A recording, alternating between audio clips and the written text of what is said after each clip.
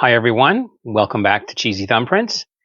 In this episode, we're going to look at 5 classic DVD box sets and collections that have to do with classic cinema and film and some nostalgia thrown in. Okay, so stay with me to the very end, and I want to make a special announcement about physical media at the very end of this episode. The first one we're going to look at, maybe it's a bit more modern, but it's going to be the Fly collection, modern compared to the other ones I'm going to show you. And the Fly is the story, you probably know the very famous one at the beginning, that has Vincent Price and how the doctor in there, I can't remember his name, they're experimenting, and I forget the experimentation because I'm confusing it a little bit. It's been a while since I've seen the movie, but I am confusing it a little bit, some with Jeff Goldblum's movie, where they're trying to transport something and a fly gets in the cage. But it's kind of a similar story, and it came out before that, obviously, in the 50s. Was it 57 or 54? I can't remember. But it's the Fly collection. Now, I picked this up probably off of Amazon, and it was put out by, I think, 20th Century Fox. And what you have inside is you have this nice package like this. If you ever see this, I really recommend you picking it up because it's a great little package. And I've been keeping an eye on the discs. I think they're in that same time zone where a lot of Warner Brothers discs seem to be failing from disc rot. But so far, they're doing pretty well. So this is the original one, the Fly, and it comes in these small little DVD slip covers, and not really cover, but cases. And you can see inside a little paper insert here with some movie information and also a chapter list or a scene selection on the back. So that's really cool. It's a nice, I love these slim cases because they don't take up as much room. This one has artwork right on the disc itself, this whole collection. And it seats in here nicely. I've never had a problem with it coming loose or doing anything like that. So in this collection, there is the Fly, the Return of the Fly, the Curse of the Fly. Well, actually, I got it wrong. This is the Fly collection. It's kind of a documentary and a disc on shows different photos of and things of the movies. This is probably the Curse of the Fly. I love these old montages, or whatever you want to call them, collages of this sort of the old style retro cover designs where photos are overlaid over art, and it's so cool. I love that. This collection also comes with, as neat as it is, it comes with a little informative booklet. Starting with the front here, we'll start at the beginning, and this is the back, and it's quite thick. It's got several pages in here, and it goes through a lot of different things. The best, I need my glasses for this. The Buzz on the Fly, and so it talks about this. This is 3 generations of Canadian scientists whose passion for teleportation science became their ultimate downfall and created horrific mutants, gruesome deaths, and their ultimate demise. Does life imitate art? Really cool little booklet. Again, it has a retro colors and feel to it. And so each movie has a little blurb on it. A fantastic little booklet. Just love it. I love it. I love the artwork. Loving looking at that. Really takes me back. Okay, I'm going to move right along, and this is going back in time a bit more. Yeah, definitely. Now this one is Myrna Loy and William Powell, and they often worked together back in the heyday of the big Hollywood movies. And I must say, right off the bat, I always had a crush on Myrna Loy. I thought she was great, super actress. And later in life, I think she even stood up against Hitler and his bad ways. So this collection is out from Warner Brothers, and it is unfortunately on that list. It's a beautiful collection, as you can see in here. I'll show you in a second. But I wouldn't pay a lot for it because it is really on that list of disc rot movies, which seem to be from mostly places that probably didn't take as good care, or they cut corners on the quality of the discs and the lamination process. And this does not show any issues so far, but sadly it is on that list. So this is basically a comedy collection, and these two work really well together, as you may have known from, oh wait, I'll show you the next one here in a second. And yeah, really good. The Manhattan Melodrama, I mean, they'll make you chuckle. Love Crazy, Double Wedding, and I think Love Crazy, I do think the last time I watched it, it was giving me some issues with the disc. So if you can find something that's been released newer, perhaps on Blu-ray, I'm not sure if they've done that yet, then I would. But if you can find this somewhere at a deal, you know, it's not going to cost you too much money, maybe I'd give it a try. Now, speaking of William Powell and Myrna Loy, we have yet again another Warner Brothers classic collection. This is The Thin Man. And they play similarly off of each other, where she is, well, she can come across as being just a little quippy and snooty, maybe, but not so much so, and trying to keep William Powell in line. But together with their dog Aster, they do solve these cases. And this box set came out, and I don't see the date on it right now, but it's cool because you have all these discs in here. Not slim cases, but you have a special disc, it's a two documentary on the profiles of both William Powell, a true gentleman, and Myrna Loy, so nice to come home to. So there you go. Forgive my fingernails. I do some work that gets dirty, and it's hard to keep them clean. There we have what's that one? The Song of the Thin Man. And The Thin Man Goes Home. I'm kind of going in reverse order here. Reverse chronological. Shadow of the Thin Man. So if you're into that sort of film noir, a little bit of humor, classic, these are really good films for that. This one is Another Thin Man,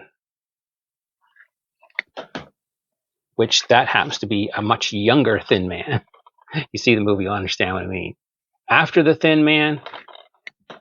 And of course this one, which was released on its own as well, all by itself, which I do think I have a copy just like this, of just the original movie, The Thin Man. We'll take a look inside to see if there's anything in. No, it's just kind of one of those echo cases. Nice, snazzy disc itself. And I'll just take a look at it. It's been a while. I will be honest, it's been a while because I've been watching other things, and you do get, there's only so much time in a day to watch stuff. But now that one's already showing a little bit of that. You may not be able to see it here, but yes, this disc is showing a bit of that coffee stain look. If you can see, it's right here. I don't know if you can see it in this light, but it's sort of like you can see in between the layers, almost as if they're starting to come apart. And you see that little bit right there? That's just the ridge. Where are we? Oh, no, I can't really get a good, just about there. And yeah, it's hard to see. You see the reflection of my bat on the ceiling. But yeah, that's a shame. I would go for any new release. If you were going to spend a lot of money, I would go for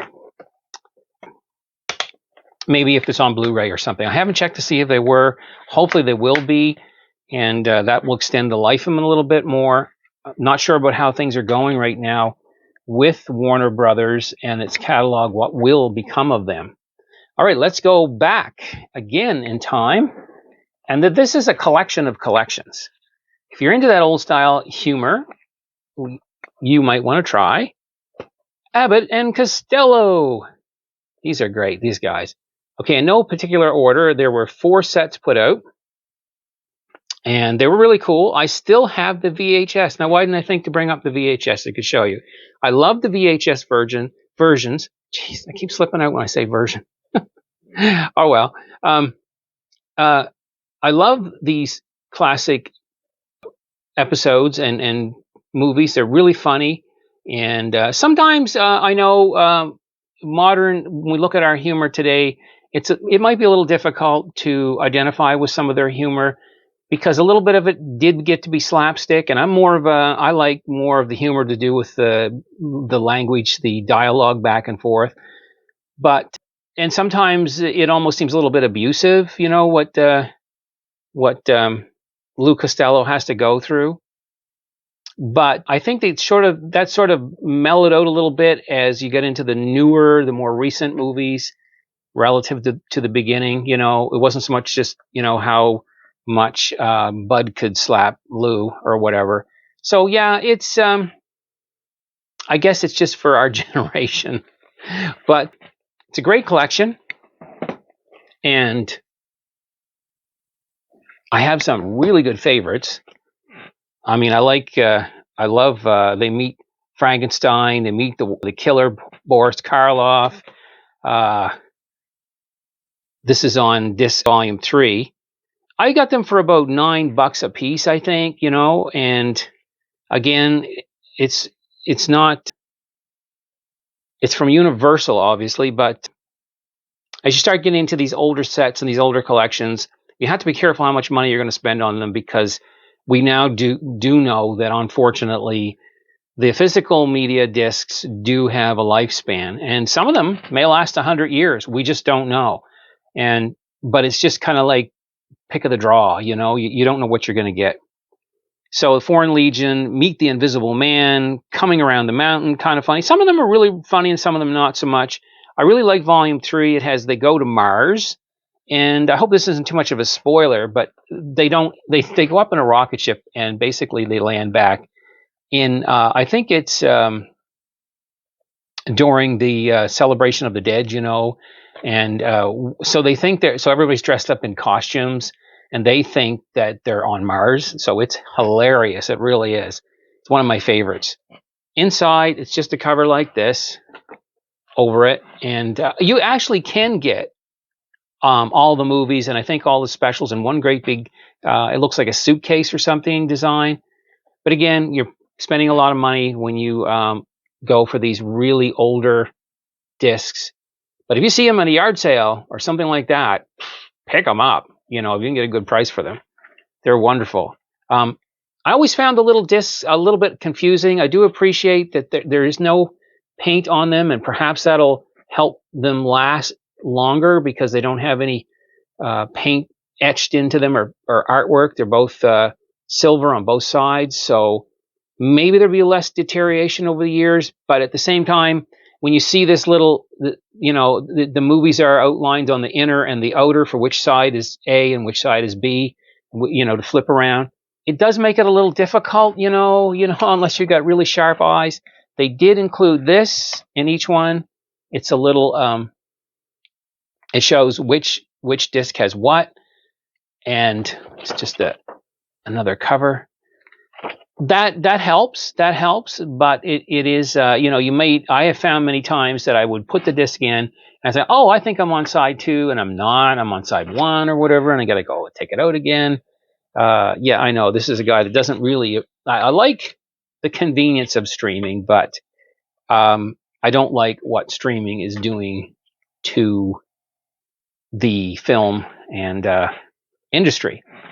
But we've talked about that in other videos. Okay, move right along. What do we have next? Oh, we're going to go way back into this one. Well, not so way back. I picked up this collection of studio classics from 20th Century Fox. And I think I got this on sale somewhere really cheap. I don't know, it was an old Zeller store or something. And it was really cheap. I almost think I got all these movies for $5. I don't know how that happened. You don't see that kind of thing happen today. It has this nice slip cover like that. And you see all our old stars there, you know. And what we have in here is we have All About Eve, How Green Was My Valley, The Gentleman's Agreement, and Sunrise. And I must say that one of the ones, I will just pick one for the sake of time, I would say that really, really, really stood out to me that you're just, someday when you really have time to just sit down and really enjoy it, is Sunrise. And it's basically, well, it is a silent movie.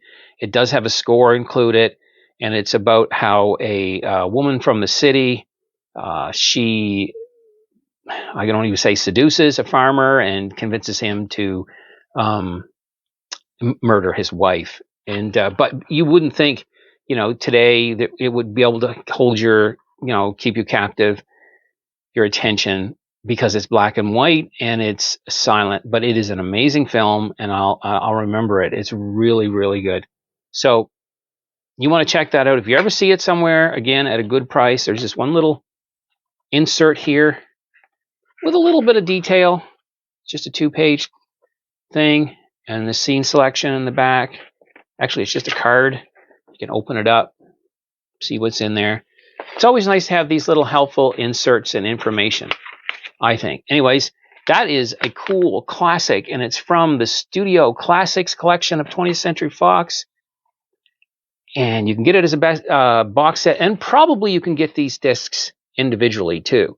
So if you are partial to any of the stories, like Gentleman's Agreement, for example, you could probably get that alone. But if you see it somewhere, this is a great little collection, and really has made me very happy to have to own over the years.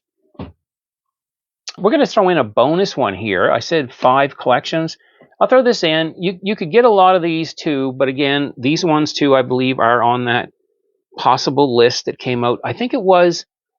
There's another channel out there that really goes into this, and a lot of other people do, about these discs that have had disc rot. But this is another Warner Brothers collection.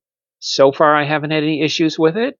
The movies are great. This one is a Film Noir Classic Collection number 5. And I kind of I was going to get back to collecting these box sets, but when I found out about the possibility of them failing sooner than other discs that are out there, I thought, no, I'm just going to wait. And you can get most of these on Blu-ray now. This particular set, you know, very cool. It has the Asphalt Jungle. That was a good movie. Gun Crazy.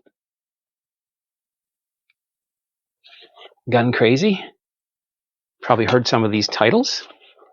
And we have Murder My Sweet. Another one with Dick Powell.